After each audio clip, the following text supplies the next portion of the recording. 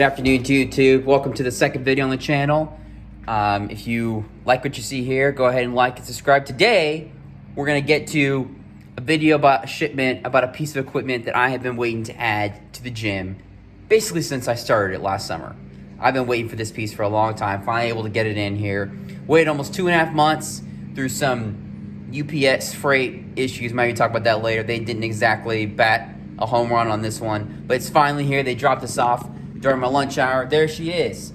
The all boxed up, 540 pounds of it, the Rogue Rhino Belt Squat. And what we're gonna do today is put it together this afternoon, and I'm gonna take like a time-lapse video showing it put together, give my first impressions. I'm gonna put even some training footage here at the end of using it for the first time, maybe a couple different exercises, and stick around and I'll give you my review of one of my opinion, one of the coolest pieces of equipment on the market out there for a home gym owner, the Rogue Rhino Belt Squat. Let's get to it. So while we speed up here, a quick little montage of unpacking the box to talk about UPS freight. As I mentioned, had some definite adventures getting this thing delivered here. They delivered the first package, the first time they tried, it was the whole box was completely just all messed up.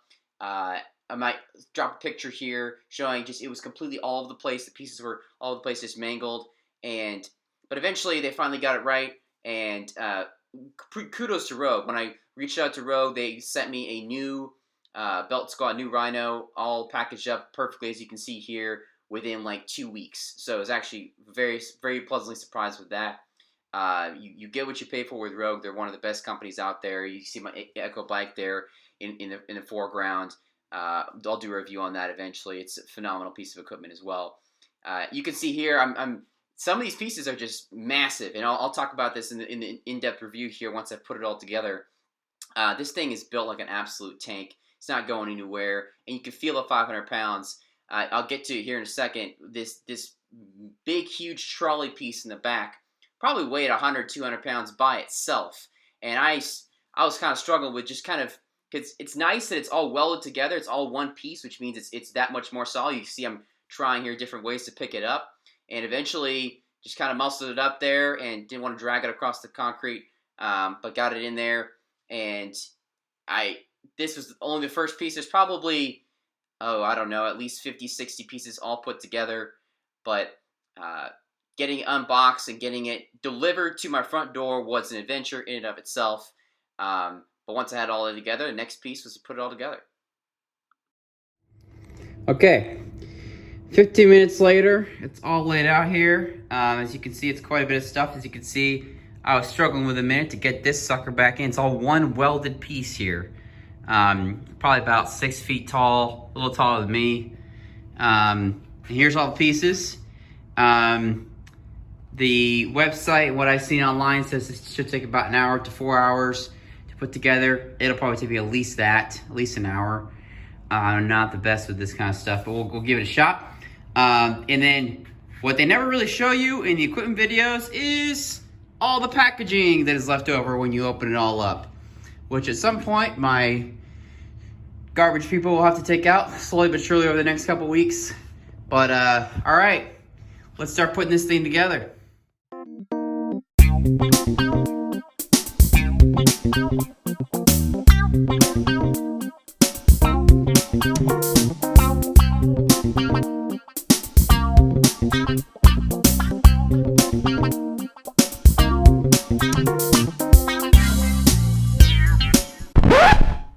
Okay, that's enough of that. It's just so pretty to look at. Okay, let's get on to the review. So here we go. A full day later, got busy yesterday, and it did take, I don't know, between 3 or 4 hours to put together yesterday afternoon and evening. Some of that is down to not user error. Put a couple pieces, I'll show it a little bit later, a couple pieces not in the right order. I think Rogue could be a little better with some of their instructions, but a fair amount of user error there too that I'll take the blame for sure. So this is what she looks like, just all put together. And I'll break this video down into 4 pieces. Things that I love about it, just from first impressions. I was able to get a couple belt squats in training yesterday. I'll put some footage like that here at the end. Things I like about it, things I don't really like about it, and things I hate about it, just based on first impressions I'll probably make a video here in a month or two, and maybe, I don't know, a year down the line, kind of how it's held together. I can tell you right now, it ain't going anywhere. The full 500 pounds do, you can tell. It's a beast. So let's get into it. The first thing I love about the Rogue Rhino, and the first thing would probably jump out to a first-time user or someone looking at it and getting their hands on for the first time, is the sheer overbuilt quality of this machine.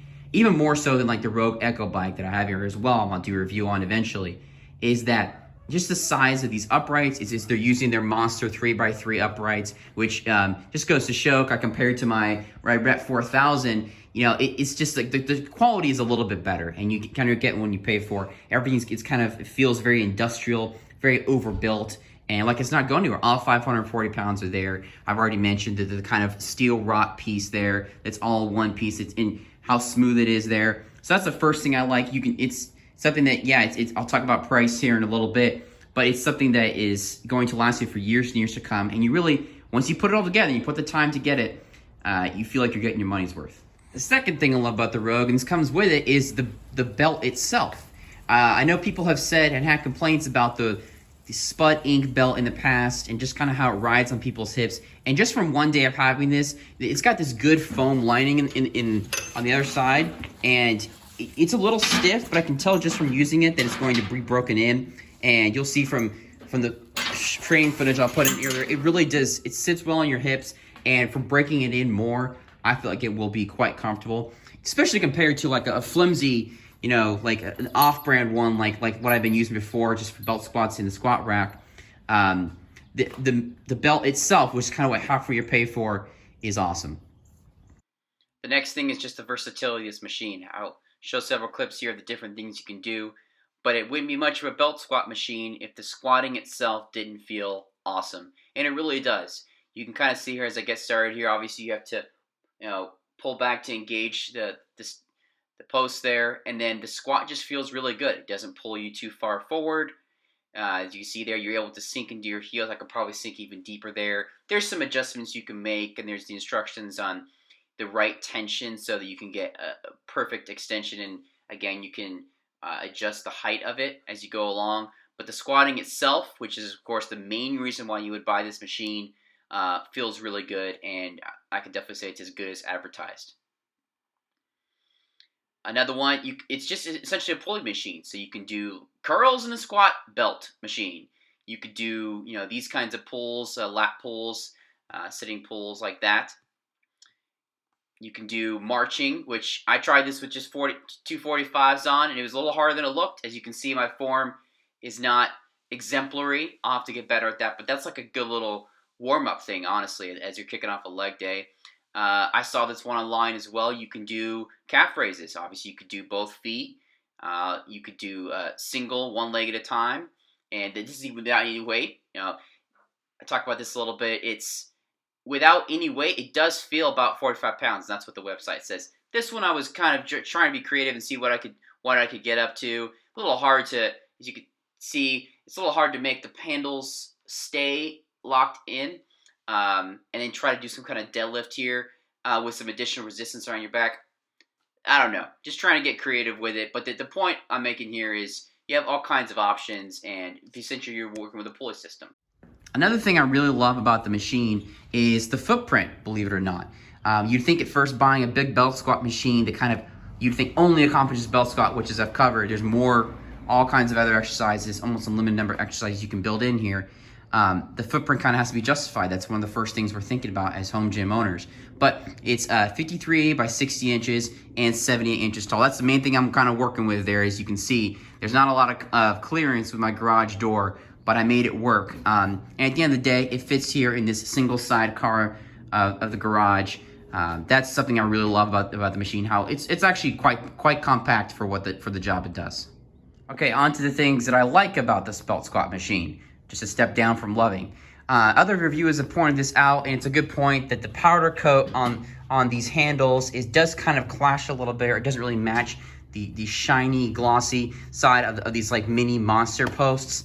Honestly, I don't mind it. I kind of like having something tactile and like nice to hold on to, because like odds are you're going to be holding on to this, as I've shown, when you're squatting or when you're doing other movements. So I don't really mind it. It does kind of clash a little bit with the the feel of the rest of the machine. The thing I like about the machine, just some added versatility here, is these band pegs here on the back that, as you can see here, you'd obviously probably throw some weight on, or maybe not. This kind of makes it harder at the top of the movement. Once this trolley would go all the way up, the band of course would tighten like so. You know, it would tighten as you go up, of course. So that's nifty to use. Obviously you have room to use all kinds of different bands there to tighten it. One thing I will say, this kind of verges on to the not liking, there are spaces for bands, or like to put in band pegs down here, but these holes here, despite the fact that they're numbered and everything, there's no entry on the other side, because the undercarriage for the platform there kind of blocks that out. So I guess you could put band pegs as I put here, and you could use accommodating resistance that way with some bands there. But that's some additional things. I would put that under like. All right, next up on the things that I like but don't exactly love about the machine is just the carabiner attachment here to the belt itself. As you can see, there's several different rings on the belt, which again, I really love the belt itself, which is a good thing. That's where you're going to be using most of the time. And there's different rings for your sizes. But the carabiner itself, it's an interesting mechanism. It twists, as you can see, and then unlocks like so, which is nice because it's not going to ever come off the attachment while you're squatting, but it's a little hard to get in and out of. And the only reason I would like it as opposed to love it is the fact that it can be a little hard to get in and out of. It kind of makes the overall experience a little more tricky, but I'll get used to it. I'm sure that will come it's only my first day having it, so it'll get easier. All right, moving on to things that I maybe don't like as much are just these collars that came with it. They're just such a snug fit on the pegs themselves. For the weight, where you load the weight, I'll probably just use my Rogue lockjaw collars most of the time as is. These are just too snug of a fit. They're a little annoying to get on and off. These probably just end up collecting dust at the end of the day. Moving on, the platform itself, even though I attached it, it does wobble just a tiny bit. The actual sheeting itself, it's okay. I mean, I wouldn't say it's the worst thing in the world, but kind of getting used to that. And last but not least, of the don't likes, other reviewers are pointing this out, but it's a good old sticker.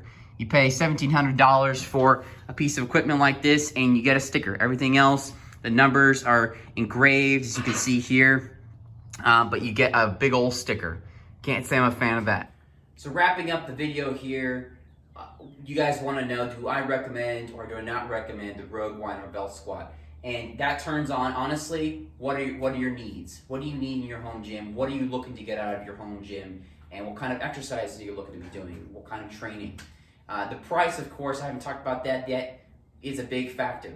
This currently is selling on Rogue's website for $17.50 plus shipping. So that's a fair amount, and you have to consider if you have what you need already in your gym. This is not for somebody who's just looking to start out, who doesn't have a barbell, who doesn't have weights, or just a basic squat rep or something to kind of get started if they're looking at that kind of training.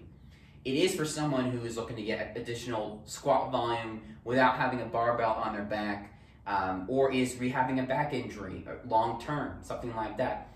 I wanted to get it for additional hypertrophy, to not have a barbell on my back 3 or 4 times a week, but still get that additional volume for the good old quads. So I would absolutely recommend it. My first impression overall is very positive. I know for the purpose of the review, I put some things that I liked, and some things I didn't like that much about it. But overall, I am very pleased with it, only having had it here in the garage for only a day. And I'm sure I'll continue to love it even more as I break in the belt and as I get more volume. So guys, thanks for watching. If you like what you see here, if you like the video, make sure to subscribe, and I'll catch you all later with more videos. Have a good one.